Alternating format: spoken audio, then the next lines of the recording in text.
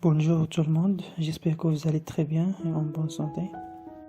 Comme je vous promis, nous allons voir tous ensemble des initiations sur AutoCAD en dessinant une colonne lithostratigraphique. Alors, la présente coupe ne présente aucune zone donnée. J'ai essayé uniquement de vous approcher à la manipulation et l'utilisation de l'AutoCAD comme un outil essentiel du dessin assisté par ordinateur, très indispensable pour les géologues. Parmi les outils les plus commandés sur l'AutoCAD, on a la touche échappe sur le clavier pour désélectionner les objets. On a aussi la barre d'outils dessin et la barre d'outils modification. On va voir tous ensemble un set de commandes dans chaque étape ainsi que leur objectif. La première étape du travail sur AutoCAD consiste à créer des calques ou les couches que je vais utiliser. Calque de dessin par exemple, du cotation, du texte, du contour, des assures, etc. Bien sûr, chacun a ses propriétés de coloration, du type de trait, utiliser l'épaisseur des traits, l'échelle, ainsi de suite.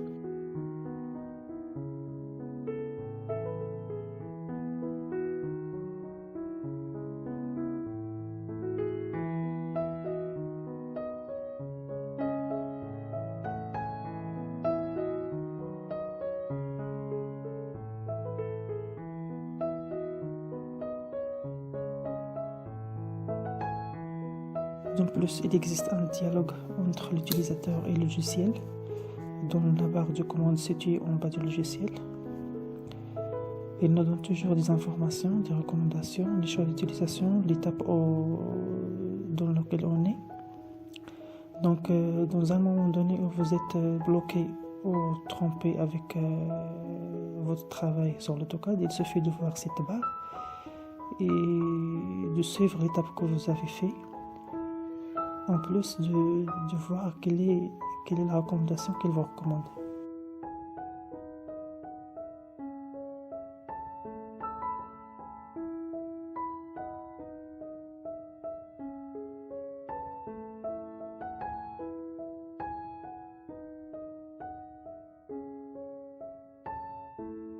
Avant de commencer le travail, j'active le calque que je travaille avec. Une chose le plus avantageuse sur l'utilisation de l'AutoCAD est qu'elle permet de tracer des lignes et des objets à l'échelle millimétrique avec une bonne précision.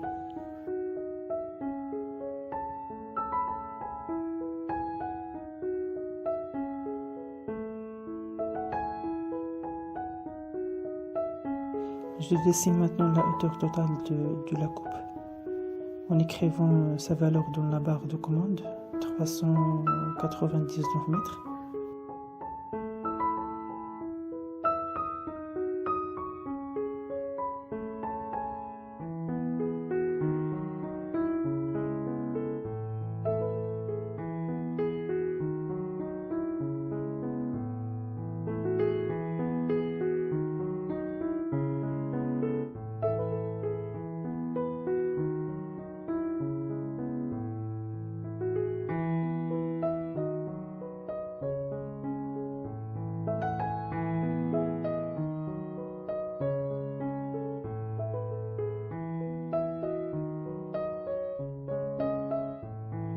Comme n'importe quel logiciel, AutoCAD aussi vous permet d'accéder aux propriétés des objets. Donc, je peux changer la typologie des lignes, de sa coloration, son épaisseur, ainsi que son échelle, en cliquant soit sur l'objet par bouton droit, puis pour propriété, soit en allant vers la barre d'outils propriété en haut.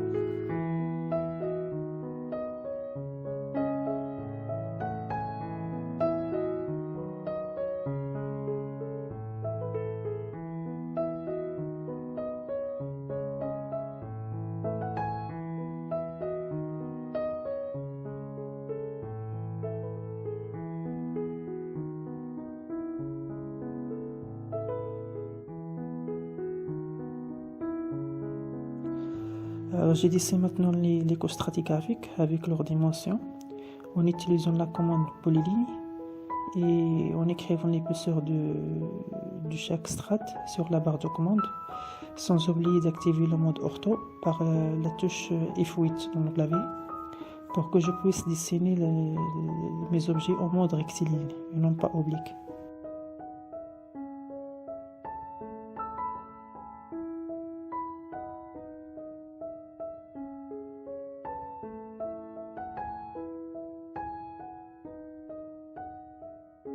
Je détermine maintenant le toit et les murs de mes strates en dessinant d'une façon zigzag par polyligne pour que je dessine mon travail rapidement.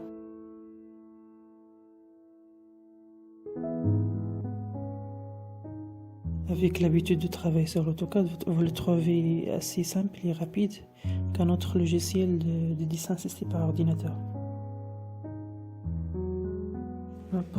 Pour se déplacer librement dans l'espace de travail, on peut utiliser la commande de main panoramique par la molette de la souris, encore en cliquant sur le bouton droit et puis en cliquant sur le mot pain.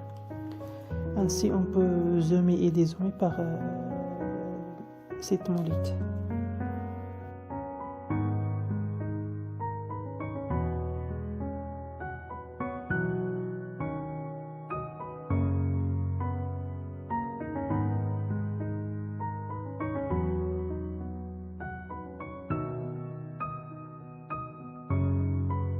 En bas et à droite du logiciel, il y avait une barre où on mentionnait 2D drafting annotation.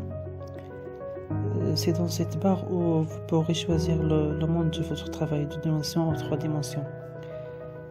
Certainement, on va voir prochainement un exemple de travail sur le mode de 3 dimensions sur AutoCAD et sur Adobe Photoshop.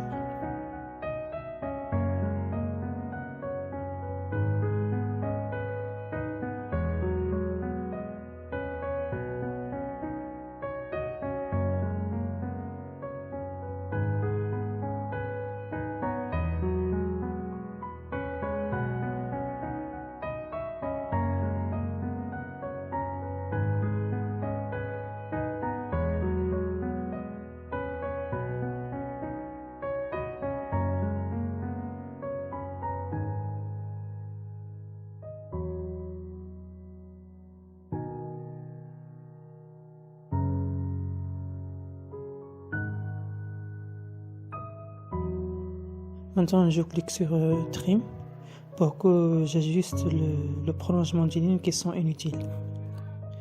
Alors, je clique sur le bouton droit pour que j'active cette tâche. Puis, je sélectionne les objets concernés. Et je clique sur OK. Et puis, je supprime le reste.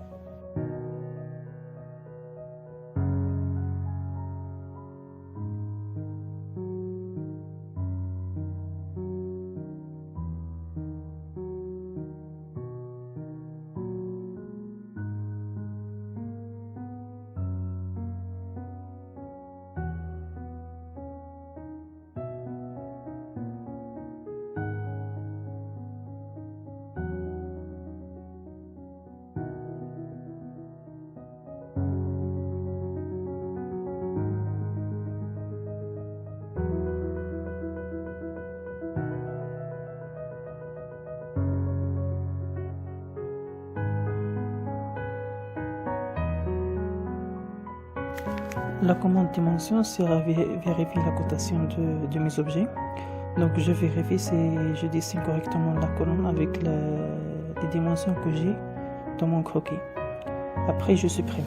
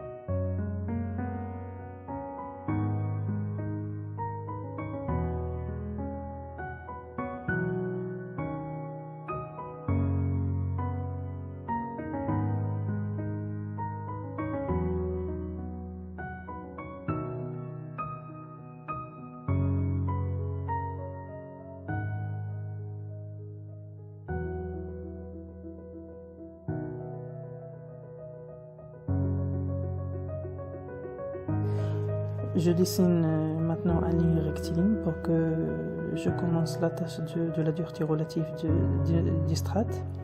C'est une tâche qui rend votre coupe professionnelle. Sinon, vous pouvez laisser votre coupe sous forme de rectangle et de mettre les motifs directement.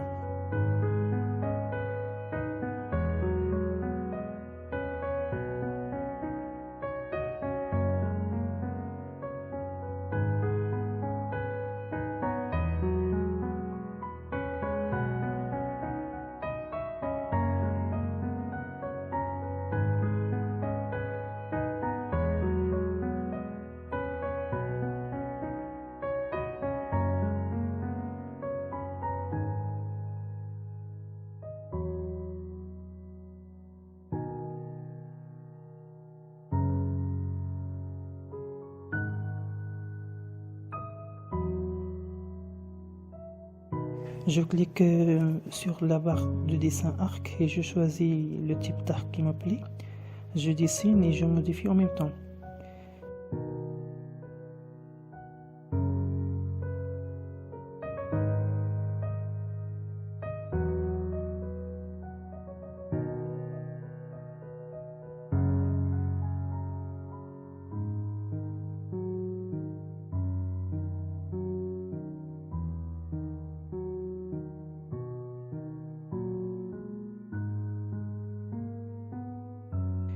Sachez bien que ma main gauche est toujours sur la touche échappe du clavier pour que je désélectionne des objets sélectionnés rapidement.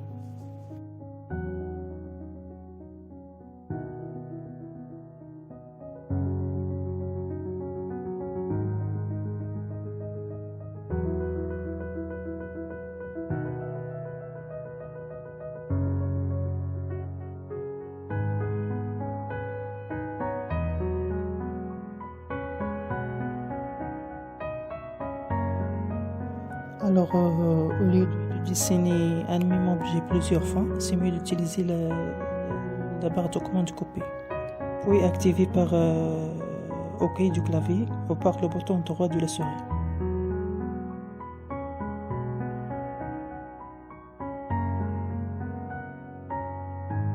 Je continue à dessiner les arcs représentatifs de la dureté relative des strates. Puis après, on va passer à autre chose.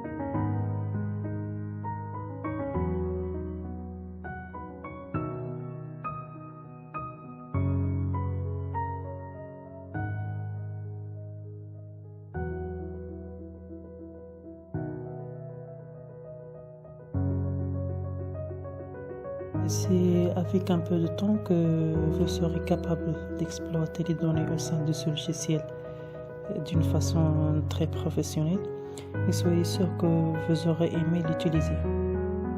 Bref, l'AutoCAD est un outil qui peut vous aider à dessiner vos cartes géologiques ainsi qu'autopographiques, aux thématiques en général. Il peut vous aider également à dessiner des profils en longue et en travers, les coupes géologiques et lithostratigraphiques avec une grande précision. Personnellement, je compte sur ça comme un raison principale pour que je puisse travailler avec ce logiciel.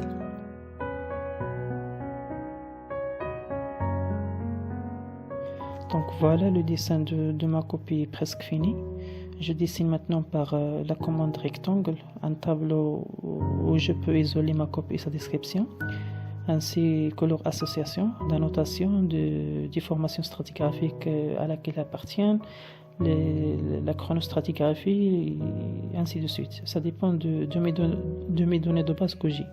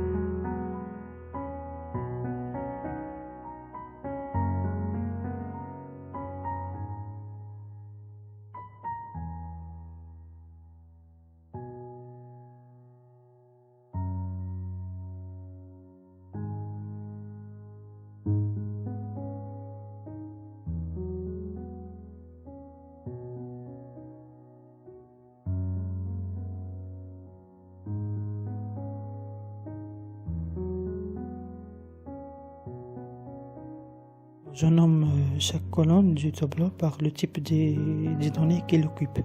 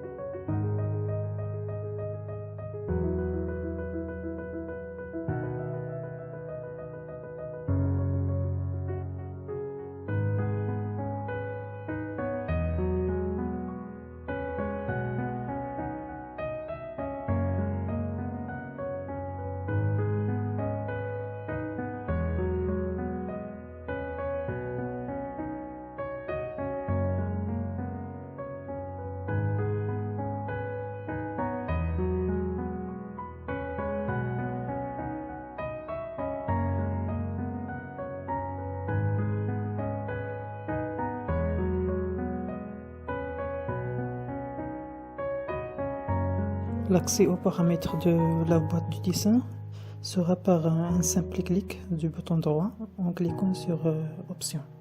Si les couleurs du dessin vous dérangent, vous pourrez les modifier également, en blanc-noir par exemple, par la barre de type propriété. Comme ça, vous aurez un dessin monochrome. Puis, je continue la modification.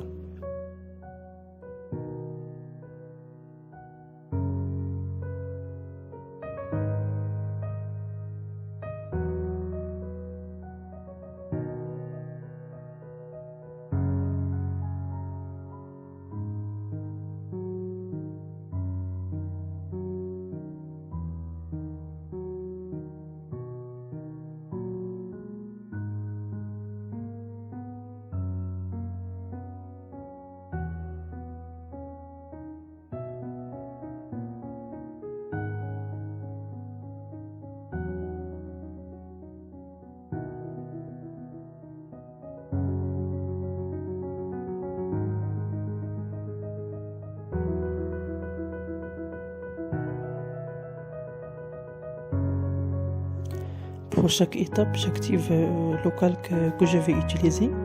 Cette demande de calque est utile lorsque vous aurez copié et collé un ensemble d'objets. Alors il suffit de masquer les calques indésirés par le fait de désactiver la lampe du calque.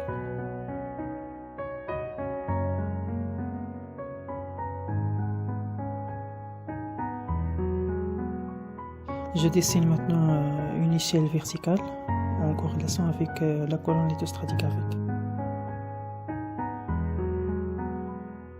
De la même façon que j'ai dessiné le log lithostratigraphique, je dessine aussi les barres de 50 mètres de l'échelle à l'aide de la barre de commande de polyline.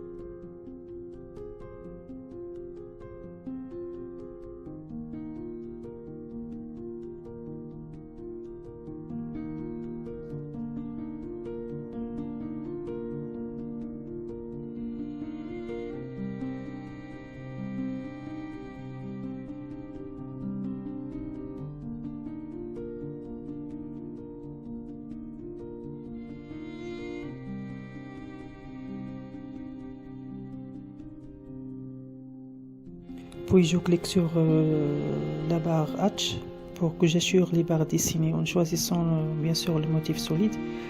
Puis je clique sur le choix des objets et je clique obligatoirement sur l'intérieur de mes objets en activant toujours la touche par le bouton droit ou encore par entrée du clavier.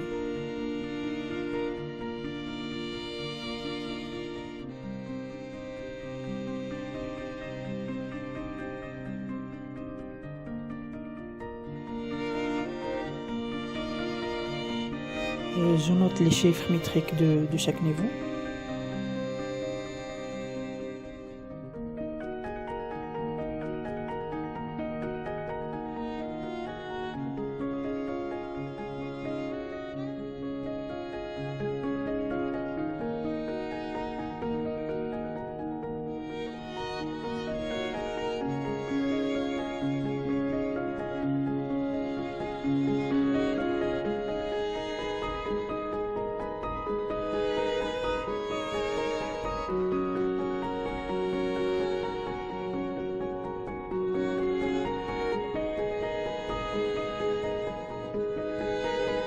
Vous remarquez déjà que ce sont les mêmes commandes qui se répètent à chaque fois, donc ça rend le travail très facile.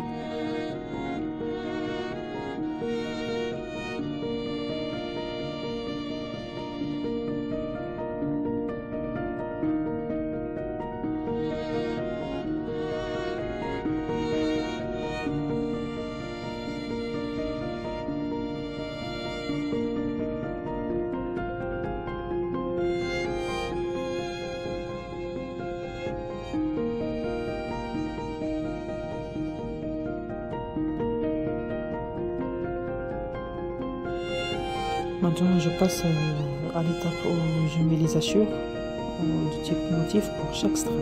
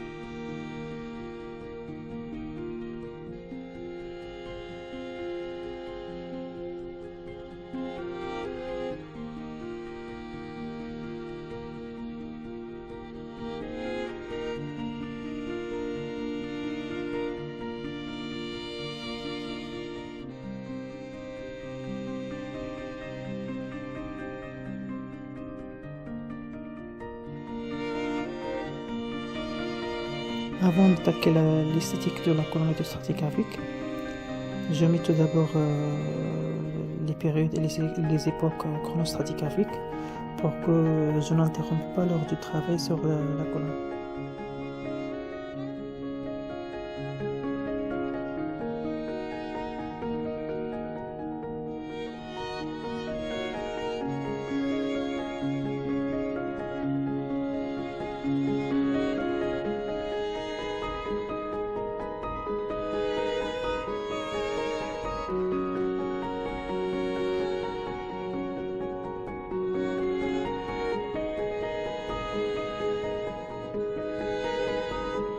Pendant que ce travail ne présente aucune étude d'une région donnée. Ça n'a rien à voir, c'est juste pour vous montrer la manipulation de l'AutoCAD et comment réaliser un tel log de stratigraphie.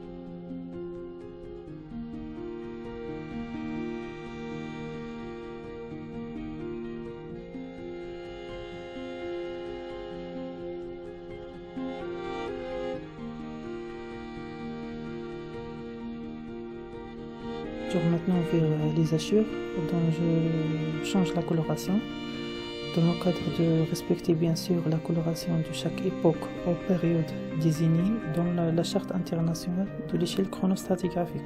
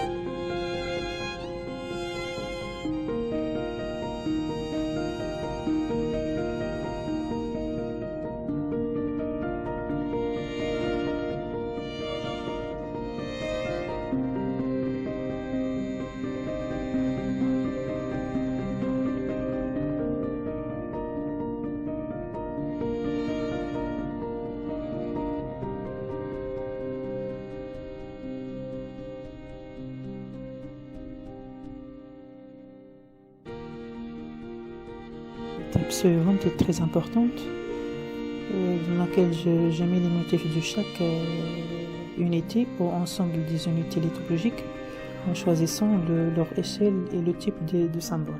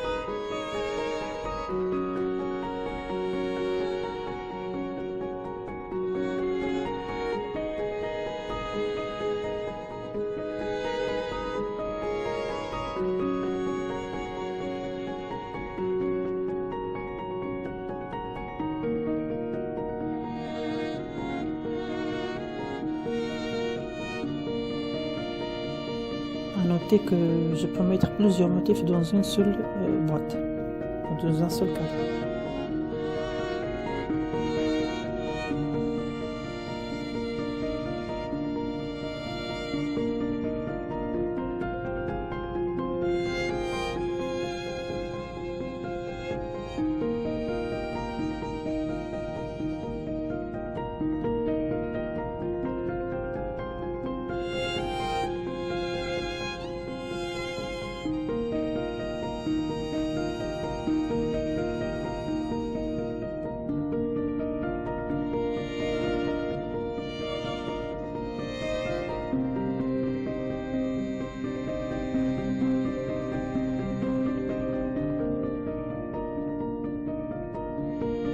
Je m'arrête dans cette étape pour que la vidéo ne soit pas trop large.